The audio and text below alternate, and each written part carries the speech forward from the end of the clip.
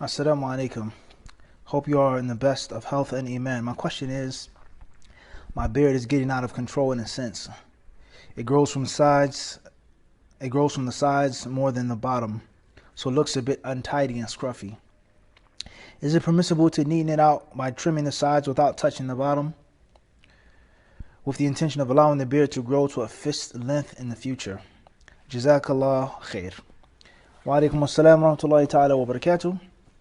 My personal advice, my summarized answer, is to leave the beard alone and allow it to grow naturally, to flow naturally, and to be pleased how Allah Azza wa Jalla created you.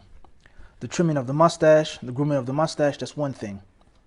But the beard on your face, one's cheekbones, one's chin, this, what the ulama call the unfuqa, and jami' sha'r al-wajh, all facial hair, in my humble opinion, should be left.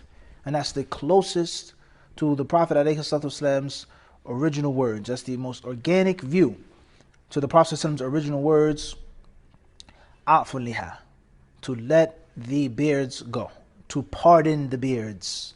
When you pardon someone, al-afu, obviously the base word, the ayn, the fa, the waw, the ayn, the fa, and the ya. Then we have a'fa, yu'fi, i'fa, and so on and so forth. The asl of it is when you make afu, when you pardon someone, you do what? You don't touch them. You leave them alone.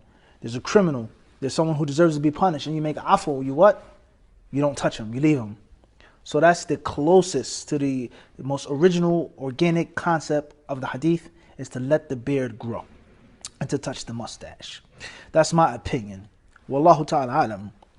As far as is it permissible or is it haram, then there are many of the people of knowledge, of past and of present, who hold the view that a man is allowed to trim, a man is allowed to cultivate his beard, ma shadda minha, ma tatayara minha. They say that which is, the questioner says, untidy and scruffy, or unsightly, or ma shadda, or ma fahusha.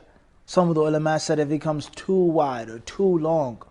Some of the ulama of the past would say that if it's an issue of shuhra, of getting fame, all right, and you being the only one with this length or this width of the beard, etc. These are all views of many of the people of knowledge. Al-Hafiz ibn Hajar, he mentions this, let alone the other ulama. No, many people with the shurah, those who explain the hadith of the Prophet ﷺ in the classical works, they mention these views.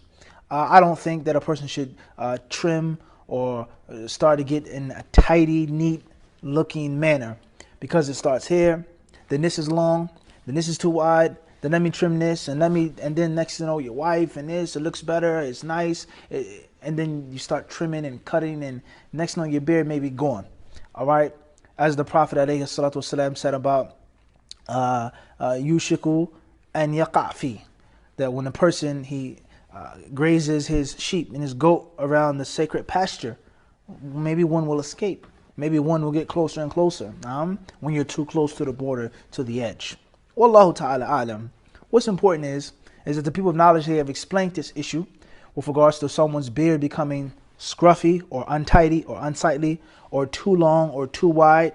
Not all of the people of knowledge, but many of them held the view that it was permissible to tidy up the beard and to trim the beard with that purpose. Then we have the concept of the qabdha, as the question mentions, the fist. That view, to trim that which exceeds the fistful of hair, that opinion is closer to the way of the Sahaba and the Tabi'een. Many of them, they would do it. Abdullah ibn Umar, Abu Hurairah, Ali ibn Abi Talib, Tawus, Mujahid, and the list goes on, as Ibn Abi Shayba has collected in his Musannaf, that many of them, they would do it. Hasan al-Basri would mention, yani kanu yurakhas, it was permissible to do this. All right, the Prophet ﷺ never said that. The Prophet ﷺ never did that. There was no authentic hadith of the Prophet ﷺ trimming his beard. Rather, the hadith that states he trimmed from the width and the length of the beard is extremely weak, almost fabricated. So, once more, to keep things brief, the closest, safest thing to do is to leave it alone, unless it's extremely unsightly and extremely untidy. All right. However, the concept of the actual fiqh and the views of the ulama of past and of present, then that's there. Hopefully, that's clear. Bidnillah subhanahu wa ta'ala. I think that you just leave it, and inshallah it can be handsome and it can be tidy, and everyone's taste is different. Allah subhanahu wa ta'ala surely knows best. Walhamdulillahi rabbil alameen.